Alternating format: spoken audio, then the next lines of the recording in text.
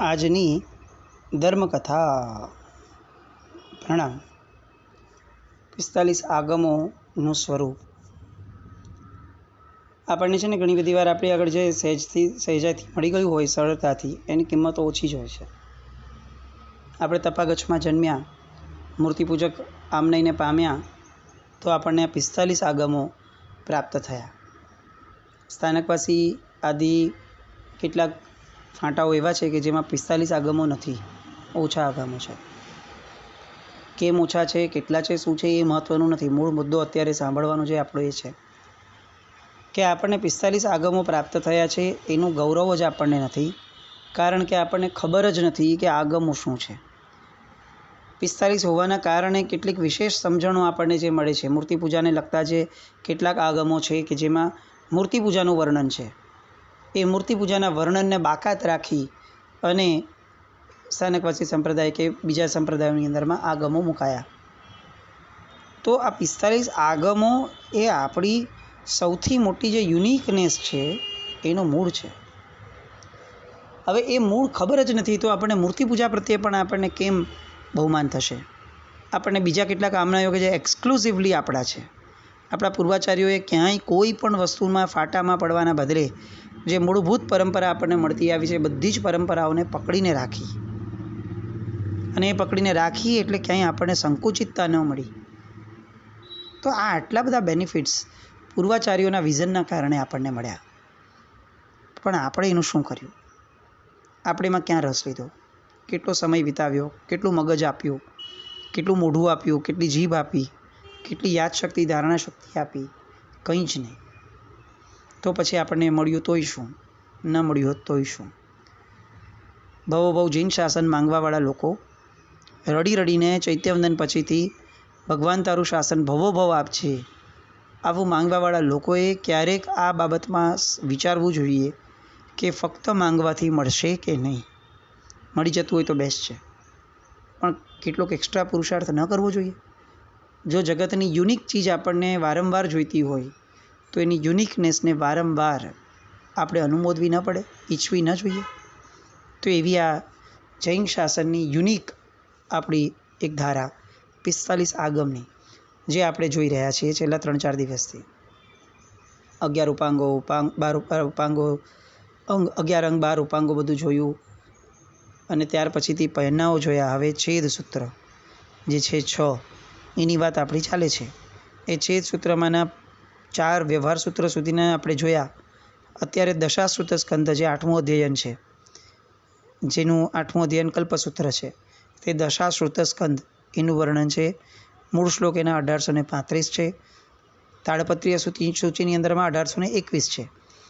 ચૂર્ણી 224 છે અને કુલ શ્લોક સંખ્યા 4248 છે. નિર્યુક્તિ 168 શ્લોકની છે અને સૂત્રના શ્લોક કુલ 4248 થાય છે. આ દશાશ્રુત સ્કંદ વારંવાર આ બોલવાનું મન થાય કે આપણું આટલું મીઠું ને મધુરું લાગતું 12સા સૂત્ર એ જેનો ભાગ છે. તમે આમ સાંભળીએ, આપણે કદાચ આપણને આ ભાષાકીય જ્ઞાન ઓછું છે, પણ છતાંય ધ્યાન દઈને સાંભળીએ તો એટલી મીઠી વાતો એમાં પણ આમ તેણમ કાલેણ તેણમ સમયેણ આ બધી જે શબ્દોની ધારા આવે, તે કાળ તે સમય, આમ કેટલું મધુરું લાગે. પ્રાકૃત ભાષાઓ, સંસ્કૃત ભાષાઓ, આ બધી જે પ્રાચીન ભાષાઓ છે ને, એની મીઠાશ છે. આજે આપણી ગુજરાતીમાં, સામાન્ય ગુજરાતીમાં પણ આપણી એવી મીઠાશ નથી રહી. ગુજરાતી ભાષાનો મીઠાશ વૈવિધ્ય જબરદસ્ત, પણ આપણે એટલા બધા ગરીબ થયા કે આપણે તો ગુજરાતીમાંય અંગ્રેજી આવે ને આવે જ. તો એવા સમયે ભાષાકીય ગૌરવ જેના થકી પ્રાપ્ત થાય છે પ્રાચીનતાનું, એવું આ સરસ મજાનું દશાશ્રુત સ્કંદ એ 5મું. અને 6ઠું જે છે એ જીતકલ્પ, જેમાં 2 ભાગ છે. પેલો જે સામાન્ય જીતકલ્પ છે એની અંદર મૂળ શ્લોક 108, ટીકા 12000 શ્લોક પ્રમાણે, ચૂર્ણી 1000 શ્લોકની, ભાષ્ય 3124 શ્લોકનું અને કુલ શ્લોક સંખ્યા 16232 છે એ જીતકલ્પની. આની ઉપર ચૂર્ણી વ્યાખ્યાન, લઘુવૃત્તિ, સાધુરત્નકૃત 5700 અને તેલંકાચાર્યકૃત 1500 શ્લોકની વૃત્તિ પણ છે. આ જીતકલ્પ છેદ સૂત્રનું 6ઠું. અને જીતકલ્પનો જ બીજો ભાગ સાધુ જીતકલ્પ કે જે ધર્મઘોષ સુરીશ્વરજી મહારાજાએ બનાવેલી એની વૃત્તિ છે. 2350 શ્લોક પ્રમાણની અને મૂળ શ્લોક એના છે 375. આ રીતે 6 છેદ સૂત્રો કે જે એક્સક્લુઝિવ સાધુ ભગવંતો માટેનો અધિકાર છે, એ 6 છેદ સૂત્રોનું વર્ણન જે છે એ અત્યારે પૂરું થયું. ફરીથી 6 છેદ સૂત્રોના નામ લઈ લઉં છું. નિષેધ સૂત્ર, મહાનિષેધ સૂત્ર, બૃહત્કલ્પ સૂત્ર, વ્યવહાર સૂત્ર, દશાશ્રુત સ્કંદ સૂત્ર અને જીતકલ્પ સૂત્ર. આ 6 સૂત્રો એ છેદ ગ્રંથના ગણાય.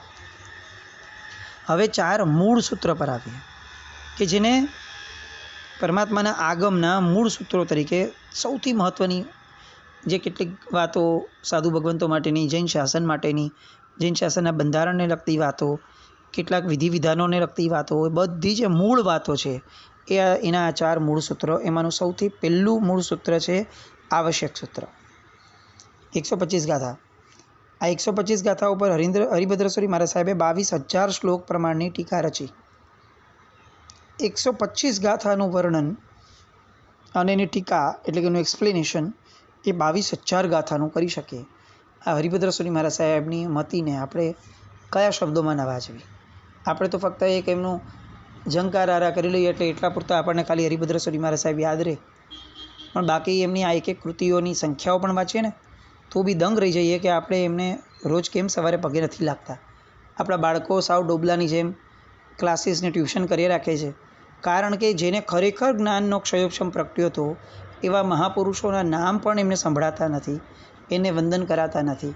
આપણને આટલી પણ વિઝનની ધારા નથી આવતી કે આપણે આવા ઉત્તમ જ્ઞાનના જેને ક્ષયોક્ષમ થયા હતા એવા વ્યક્તિઓને યાદ આપણા બાળકો દ્વારા કરાવડાવીએ તો ક્યારેક એવો જ્ઞાનોવર્ણીનો ક્ષયોક્ષમ એમને પણ પ્રગટશે.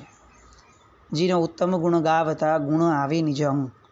આ વાક્યને એપ્લાય કરતાં આપણે શીખવું જોઈશે. ઉત્તમ જ્ઞાનીઓના ગુણ ગાવતા, એમના નામ ગાતા, એમના એ જ્ઞાનનો અંશ આપણામાં પણ પ્રગટે એવા આ હરિભદ્રેશ્વરી મહારાજ 125 ગાથા પરની ટીકા 22,000 શ્લોકની. એની પર નિર્યુક્તિ રચી ભદ્રબાહુ સ્વામી મહારાજે 31 શ્લોકની, ચૂર્ણી 18,000 શ્લોકની અને આવશ્યક વૃત્તિ એટલે કે ચતુર્વિંશતિ સ્તવ એ 22,000 શ્લોક પ્રમાણનું છે. લઘુવૃત્તિ તિલંકાચાર્યકૃત 12,321 શ્લોકની, અંચલ ગચ્છાચાર્યકૃત દીપિકા 12,000 શ્લોક પ્રમાણ, ભાષ્ય 4,000 શ્લોક, આવશ્યક ટિપ્પણ મલધારી હેમચંદ્રસુરીકૃત 4,600 શ્લોક.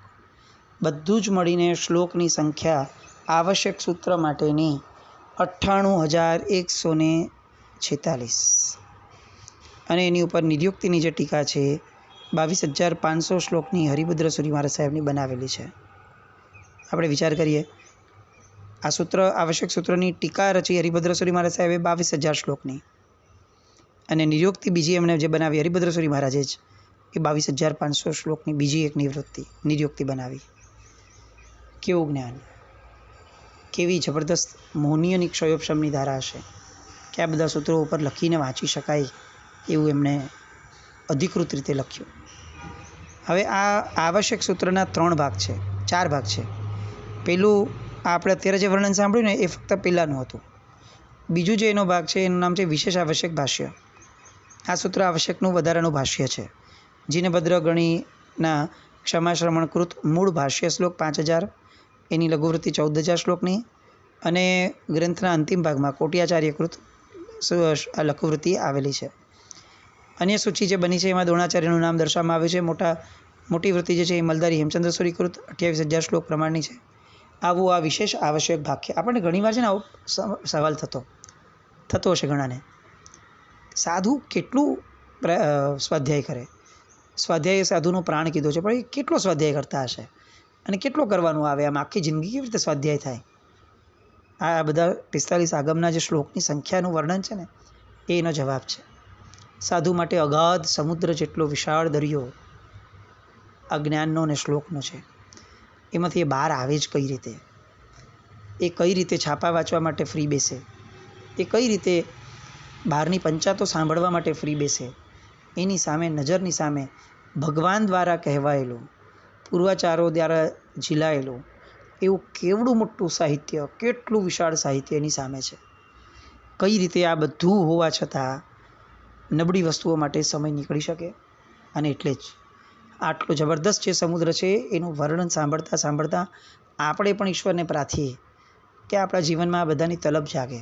આ ભાવમાં શક્ય બને કે ન બને, ભવાંતરોમાં બને, પણ ભગવાનની વાણી આપણને આવી સાંભળવા મળે. આપણે આવશ્યક સૂત્રના ત્રીજા ભાગ તરફ વળવાનું છે. પક્કી સૂત્ર. મૂળ શ્લોક 360. ટીકા 1180માં યશોદેવ સૂરીજીની બનાવેલી 4700 શ્લોકની, ચૂર્ણી 400 શ્લોકની. એ રીતે આ પક્કી સૂત્ર મૂળ છે. આપણે દર 14 આવું બોલતા હોઈએ કે પક્કી સૂત્ર બોલાય છે. એ પક્કી સૂત્ર સમયે આપણે બધા શાંતિથી બેઠા હોઈએ, કારણ કે આપણને એમ થાય કે એ તો સાધુ ભગવંત નાતીચારનું સૂત્ર છે.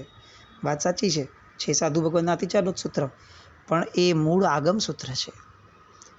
એટલે સાધુ ભગવંતના સૂત્રમાં ઊભા થવું કે ન થવું એનો વિકલ્પ આપણી પાસે જો આપણે વિચારતા હોઈએ તો આનાથી એક સ્ટેપ આગળ આવે કે આગમ સૂત્ર બોલાતું હોય અને શક્તિઓ ઊભા ન થવાય. એ કેટલે અંશે ચાલી શકે. એટલે આવું પક્કી મૂળ સૂત્ર આપણને સાંભળવા પણ મળે છે. દર પાક્ષિક 14 ઘરે પ્રતિક્રમણ આપણે કરીએ છીએ. આપણા બધાની બહુ નબળી હેબિટ થઈ ગઈ છે કે ધડાધડ પતાવવું હોય.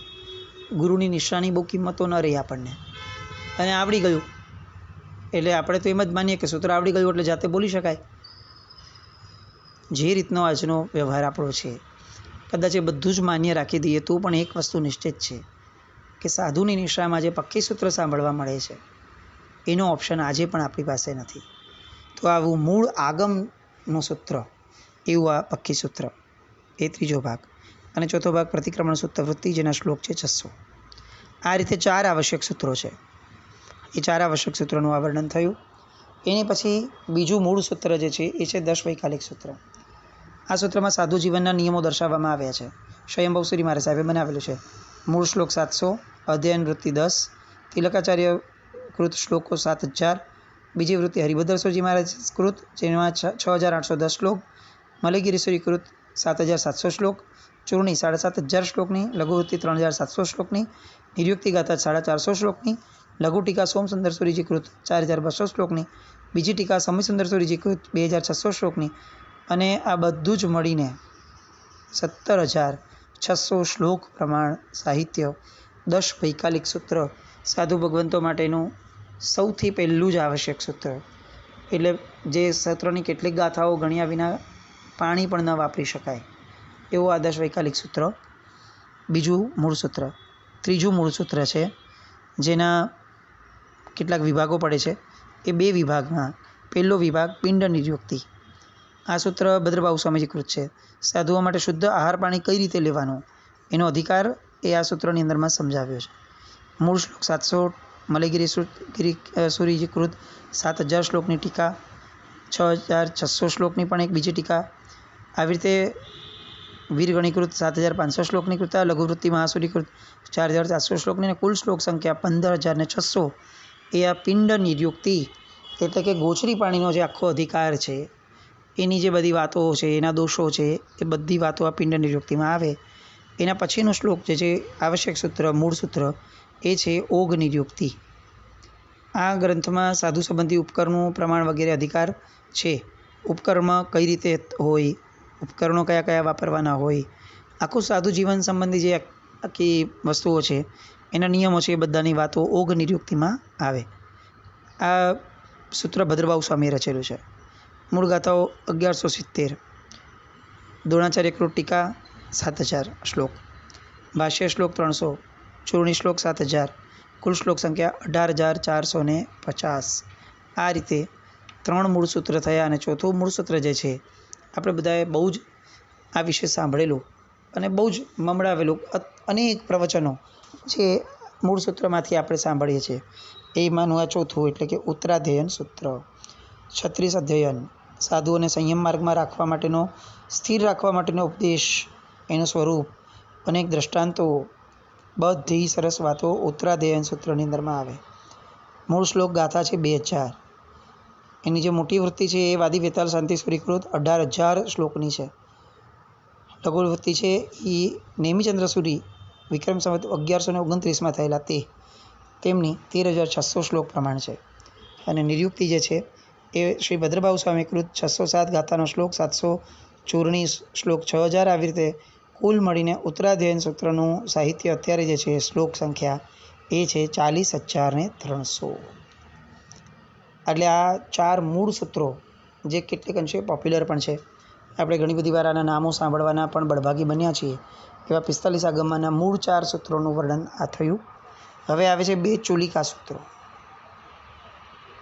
પેલું આવે છે નંદી સૂત્ર. આપણે ઘણા બધા પદવીના મહોત્સવમાં સમારંભમાં આ સૂત્ર વિશે સાંભળ્યું છે. નંદી સૂત્ર સંભળાય એવી રીતે. આમાં 5 પ્રકારના જ્ઞાન, મતિજ્ઞાન, શ્રુતજ્ઞાન, અવધિજ્ઞાન, મનોપ્રજ્ઞાન, કેવળ જ્ઞાન, એ બધાનું વર્ણન આપવામાં આવ્યું છે. મતિજ્ઞાનના ભેદ, 4 પ્રકારની બુદ્ધિ, શ્રુત નિશ્ચિત મતિજ્ઞાન અને એના 4 ભેદ, મતિજ્ઞાનના 28 ભેદ અને 28 ભેદના પાછા બીજા 12 ભેદ.